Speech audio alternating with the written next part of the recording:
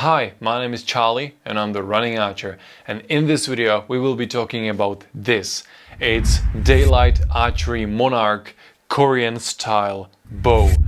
And this review will be pretty funny because this bow has so many great features and some are, pretty uncomfortable, and I'm still not sure what I think about this bow. So let's go one after another. First of all, I want to show you every single detail of this futuristic looking bow. So let's check it out.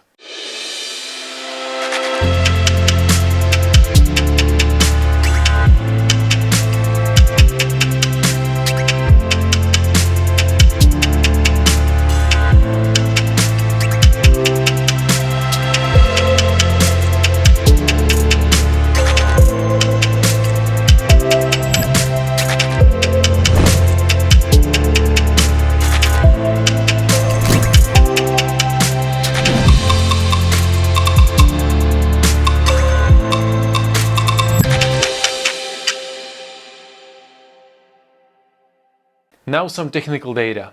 You can buy this bow in 3 dimensions: 48, 50 and 53 inches long. This is 50 inches long version. So it means it's about 125 centimeters. Draw weight of this piece is 40 pounds.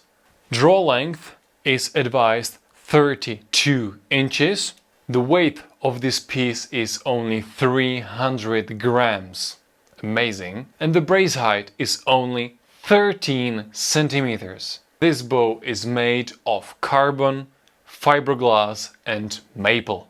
I'm testing out this bow exclusively for like a week, so I'm pretty experienced with this one. What I can say, it's pretty nice with Slavic release, it's nice with thumb draw, and of course it's usable even with Mediterranean draw, but this is something that Eastern bows are not made for, or I believe in this. So as you can see, the action of the bow is pretty nice, it looks great, it works fine, but from the very first moment there's one downside, one con I need to mention right now, and it is hand shock.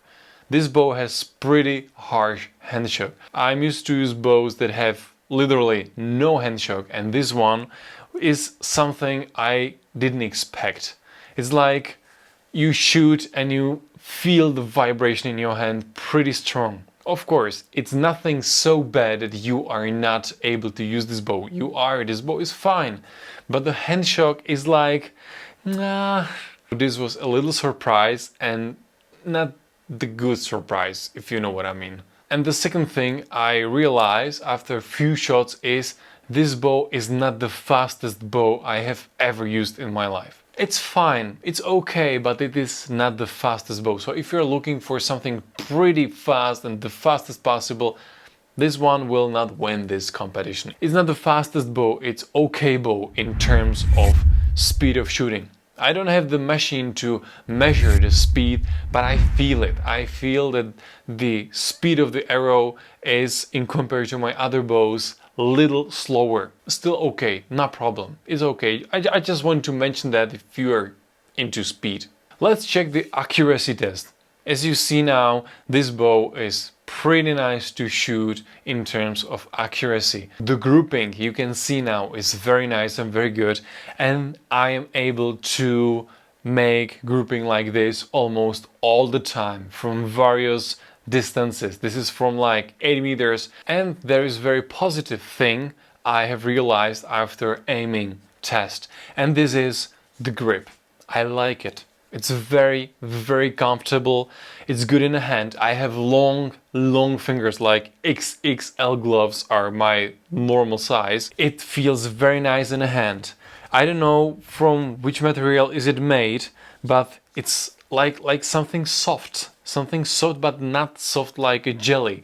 It's just feeling, it's soft feeling, so it's very comfortable to hold this bow in your hand like for hours of shooting, and you still will be fine. The grip, 100% one of the best grips I have ever held in my hand. Other test is walking and shooting. I have 3 different targets. I walk and I shoot. But before we jump into this, I want to show you how I solved the problem with B-shaped bows like this one.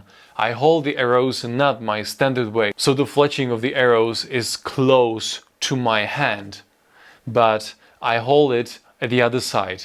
I mean, the arrows are going up and I hold them close to their arrowheads, so they are not hitting these curves on the bow and I can still shoot my way. And right now we can jump into shooting while I'm walking. And it's nice, this bow is pretty fine. I used 3 different targets and it works nice. This bow is very comfortable, good to shoot, easy to shoot. It's just fine.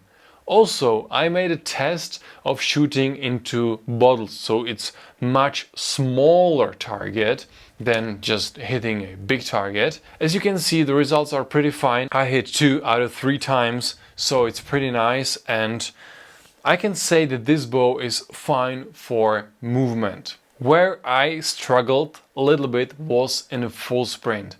As you can see, it looks nice, it's smooth, it's fine, but the aiming was harsh. I just couldn't aim with this bow so easily like with other bows I have in my collection. So it was a little harder. But in terms of jumping, which is a little different movement, this bow performs nice. I liked it. As you can see, I'm much closer to my black circle and my last arrow was right in the bullseye, right in the middle. I don't know what's the difference, that running is a little uncomfortable and a little hard to aim and jumping is fine. Of course, I tried flew arrows and shooting into flying objects. As you can see, it's okay. It's okay. You can use it even for this type of shooting. Of course, as every other bow, I just wanted to show you that it works and it's fine. And right now, my running archery test.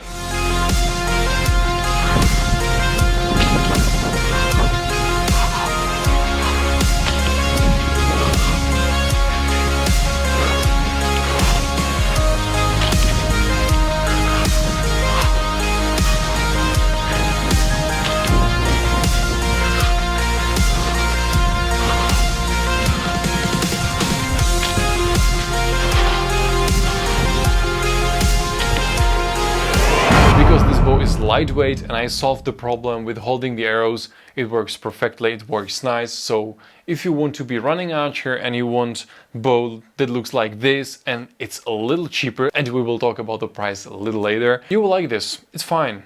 So right now let's talk about conclusion. So we have some pros and cons.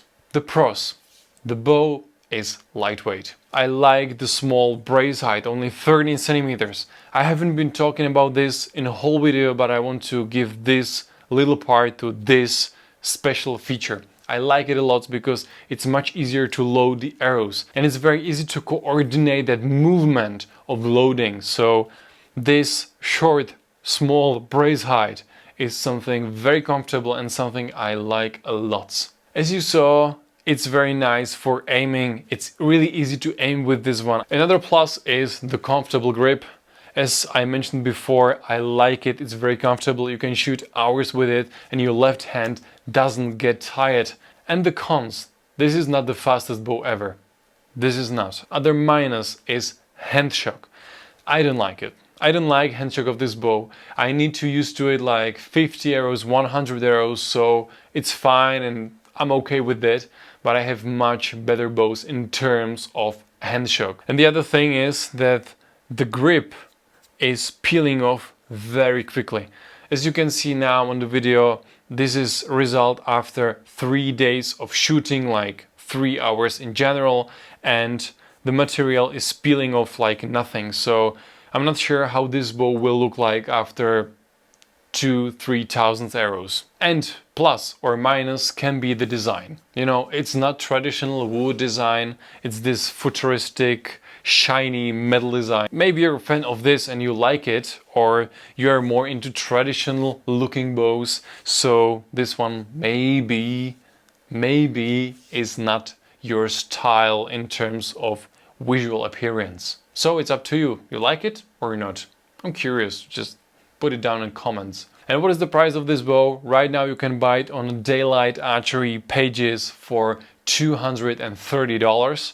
Normal price is $250. $250 for this bow, it's okay, it's fine. I can live with that. So if you're looking for a bow that is not just a piece of material to shoot, but this is something that speaks to you, it has its own spirit, very specific spirit, this bow might be interesting for you. Also, I want to say big thanks to Mr. Day from Daylite Archery.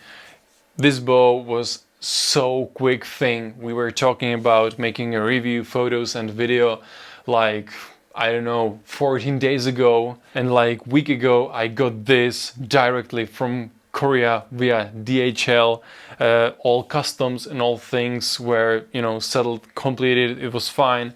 So it was pretty fast, and I'm looking forward to test out more Daylite bows because their product seems to be very interesting and they have something special in them. I'm looking forward to see your comments, what you think about this bow, if you have Daylite bows, how you like them, what model you have and how it works for you. And I'm looking forward to see you next time. Until then, hit the like button, hit the subscribe button and check my other reviews of bows.